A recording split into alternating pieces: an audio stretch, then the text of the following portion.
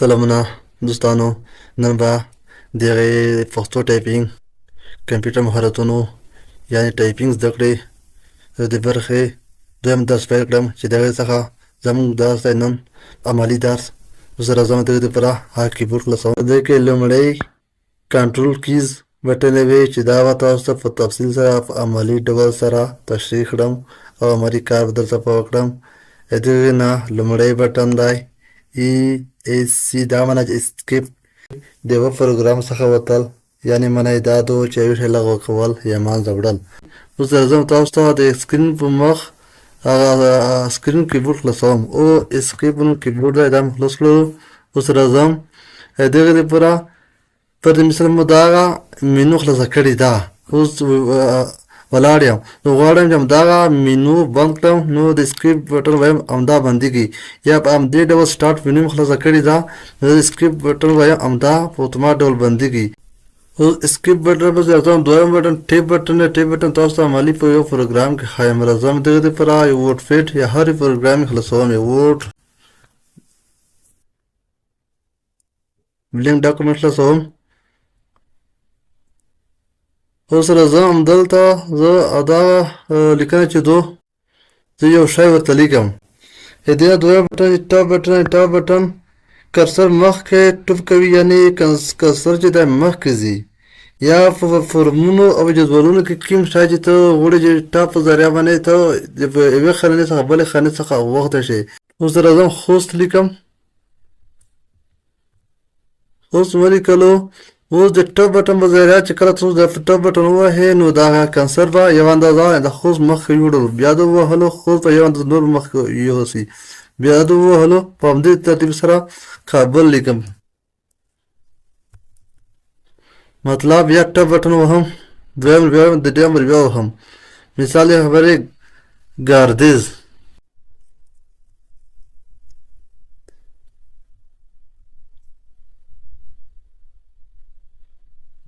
دا ټول ختموم.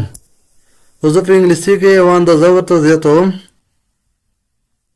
زه لیکم مثال خوست. اوس مې ولیکلو. هغې نه وروسته دا مې په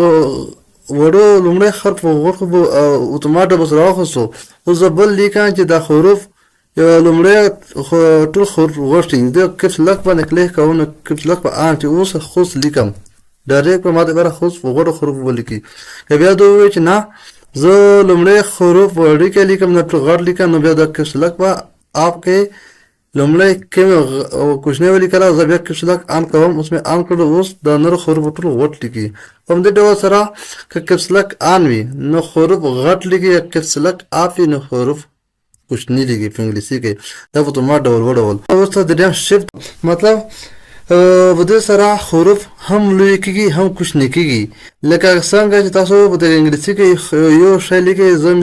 مثال زه خوست لیکم. دغې دپاره تاسو د شفت ګوښه یوازې کار نه کوي، تاسو به شفت بټن ورسوئ، بیا به کوم حروف غټوئ، بیا به تاسو هغه بټن ووهئ. پر مثال شفت بټن نه وروسته زه مثال لیکم خوست کوم ولیکله، بیا ایچ بیا او بیا اس بیا ټي په همدې ډول سره که نه. بیا که چېرته مثال د خبرې کله چې کوم حروف غټوئ نو شفت به نسئ، هغه حروف به وهئ. په انګلیسي کې مثال پښتو کې موږ داسې حروف لرو نه چې غټ کړو، خو پښتو کې موږ تاسو بیا حروف لرو ولې لرو، پښتو کې موږ داسې حروف لرو. لکه زه اوس راځم دغې دپاره زه مثال د خبرې لیکم ښار لیکم ښار. دغې دپاره به تاسو شفت بټن ونسئ، دا شین چې دی د ښین د وړي، بیا الف بیا ری. بیا مثال د خبرې تاسو غواړئ چې داسې کوم کې لیکئ سرک، یا مثال د خبرې سرنګه. مثال داسې کوم کې څو شفت بټن به ووهئ، نو وروسته به دغه ښې به س ته وړي، بیا مثال سرنګه مثال ولیکئ. په همدې ډول سره یعنې پښتو حروف چې څومره دي تاسو کولی شئ چې د شفت بټن په ذریعه تاسو ولیکئ. په شفت بټن به ونسئ، په دې طریقې سره نون مثال هر بټن اوس داسې کې په نون کې نون شته، په تی کې ټی شته. دا به تاسو زه عملي بیا د راتلونکي درس کې د کیبورډ چې څومره حروف دي تاسو ته به په سکرین په بله وښیم چې په دغې هر یو حروفونه کې یو د دوه دي که نه، تاسو ته پته ولیکېږي. د شفت بټن په ذریعه تاسو پښتو حروف ټول درته ښایي. په همدې ډول سره مثال ته غواړئ چې بل ډوډۍ ولیکئ، ډوډۍ دپاره به شفت بټن وهي بیا بس کې دا دال باندې دا دال چې دا بهر ټلو دال بیا مثال شټي بټن وهي بیا دال وهي بیا به ان اور سره بیا تاسو لکه ادارې ته زو شو کنه بیا به شټي بټن وهي نو سره لکه ادارې وهي په دې ډول سره F1 بټن هو دغه نه شپ د کیبورډ کې کنه دا کیبورډ F1 بټن جوړای دی F1 دا راتلونکي درته کې شاده فنکشن کې دی کنه هم دا د میس د کیبورډ کې نه لرو د راتلونکي دا کې دا د کې میس کنټرول بټن دی هغه نو وروسته بیا کنټرول بټن دی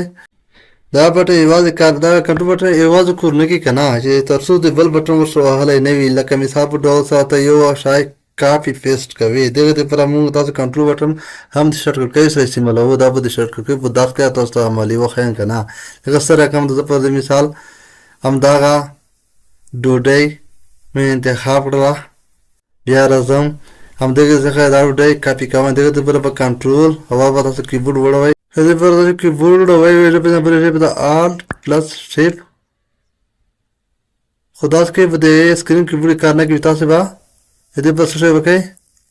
هدي د پر پتا څه بده کمپیوټر کې کیبورډ Alt plus Shift ونه سي نو درې ته وړي ما درې ژبې انسټال کړې دي بیا کا وړي مثال بلې ژبې ته وړوي Alt plus Shift نو پښتو ته وړي کا بیا مثال خبرې انګلیسي ته وړوي بیا Alt plus Shift دغه انګلیش ته وړي دا انتخابونه د دې کې نه کاپی کوم هدي په زره زم کنټرول یوازې کار نه کوي ترڅو پر بل بټن ورسره وهله نه پلس سی کله مې دا وهلو اوس بیا راځم دا په انټر سره لاندې راکوزم بیا غنه ورسته غواړم چې دا ځای کې پیسټ کوم بیا به کنټرول پلس وی دې څخه بیا کټ کوم تاسو مو چې کنټرول خو د شارټکټ کې سره کار کوي کنه اوس راځم دغه لپاره بیا کنټرول پلس ایکس وهم بیا لاین لګل کې ځګم بیا کنټرول پلس وی په دې سره همدغه لغات همدلته ځای په ځای شولو یعنی کنټرول پلس سی کاپی ته برابر دی یو شی یو ځای نقل کوي بل ځای کې بل ځای ته کنټرول پلس وی د پیسټ پر دی دا معنی چې یو شی د یو ځای څخه راوړل بل ځای کې ځای په ځای کول کنټرول پر ایکس دغه د پورا د شارټ کې چې یو شی کټ کوي یو ځای نه بل ځای کې ځای په ځای کوي همدغه ته کنټرول پر ایکس وایي زو Alt یوازې کار نه کوي Alt دغه د پورا د چې کله تاسو کمپیوټر میوګان خلاص کړی وي غواړئ چې هغه باندې کړئ Alt چې دا د کمپیوټر کې یوازې Alt سره تاسو یو بل بټن هم وایي لکه Alt plus Tab دې په کمپیوټر کې مینو خلاصوي ته غواړئ چې همدا باندې کې زو سره راځم Alt plus Tab دا بټن به وهي بداو وهي نو کوم پروګرام خلاصوي دا کې غواړي مثال خبر دا کوم پروګرام خلاصوم پر دې مثال امداغه کوم شي خلاص امدا خلاصوم بیا دا وایي چې Alt plus Tab دا وهلو Alt plus Tab او غواړي مثال یې بیرته خپل هغه ورډ پروګرام ته راځم امداغه چې دا بټن یې څه کار کوي کوم مینوګان تاسو په دې ټاسک بار باندې خلاص وي دغه څنګه چې کوم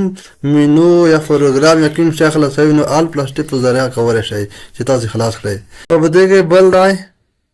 بیک سپیس دا معنی چې په وځای کې لوړ پر دې مثال زه غواړم بیک سپیس په ذریعہ باندې دا کوم شي لیکل دا کموي بیا بیک سپیس ان ډیلیټ کوي بیک سپیس کمول ته هم وایي ډیلیټ کول ته هم وایي کنسرت په شا وړي او بده کې بل دا انټر کی دا ډیلیټ بده کې میته څه بده کیبورډ کې نشته کنه دا مری دا چې دا بده کې میته دا انټر کی دا کیمو ډیلیټ کیدو او بده کې بده پوز فنکشن کې کلمې ته ورسې کې او بده ډیلیټ کې کار کوو اوس راځم دغه لپاره ته غواړې چې